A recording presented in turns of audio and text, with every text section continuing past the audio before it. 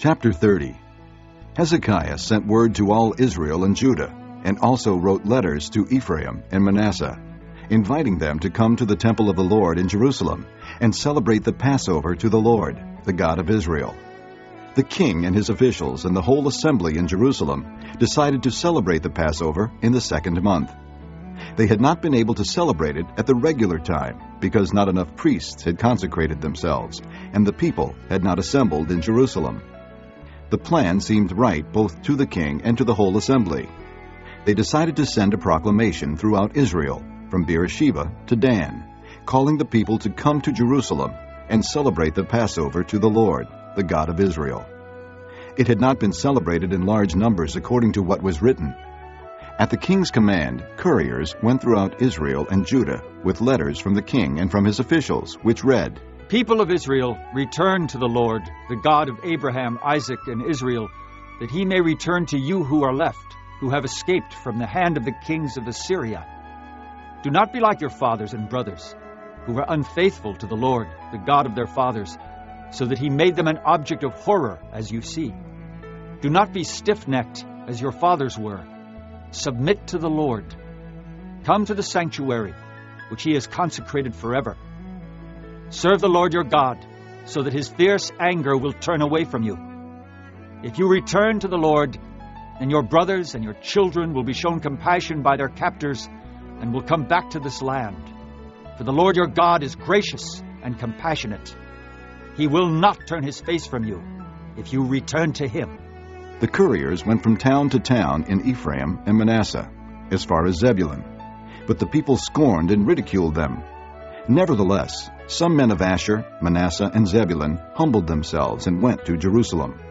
Also in Judah, the hand of God was on the people to give them unity of mind, to carry out what the king and his officials had ordered, following the word of the Lord.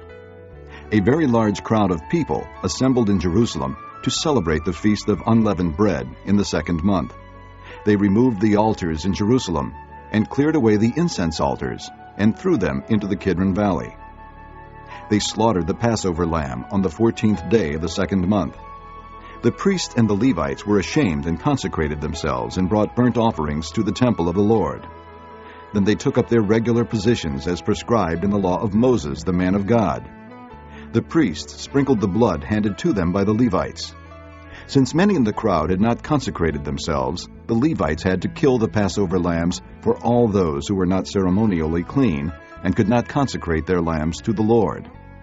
Although most of the many people who came from Ephraim, Manasseh, Issachar, and Zebulun had not purified themselves, yet they ate the Passover, contrary to what was written. But Hezekiah prayed for them, saying, May the Lord, who is good, pardon everyone who sets his heart on seeking God, the Lord, the God of his fathers, even if he is not clean according to the rules of the sanctuary. And the Lord heard Hezekiah and healed the people. The Israelites who were present in Jerusalem celebrated the Feast of Unleavened Bread for 7 days with great rejoicing, while the Levites and priests sang to the Lord every day, accompanied by the Lord's instruments of praise. Hezekiah spoke encouragingly to all the Levites, who showed good understanding of the service of the Lord. For the 7 days they ate their assigned portion and offered fellowship offerings and praised the Lord, the God of their fathers.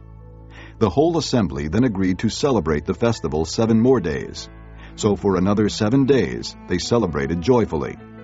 Hezekiah, king of Judah, provided 1,000 bulls and 7,000 sheep and goats for the assembly, and the officials provided them with 1,000 bulls and 10,000 sheep and goats. A great number of priests consecrated themselves. The entire assembly of Judah rejoiced, along with the priests and Levites and all who had assembled from Israel, including the aliens who had come from Israel and those who lived in Judah. There was great joy in Jerusalem, for since the days of Solomon, son of David, king of Israel, there had been nothing like this in Jerusalem. The priests and the Levites stood to bless the people, and God heard them, for their prayer reached heaven, his holy dwelling place.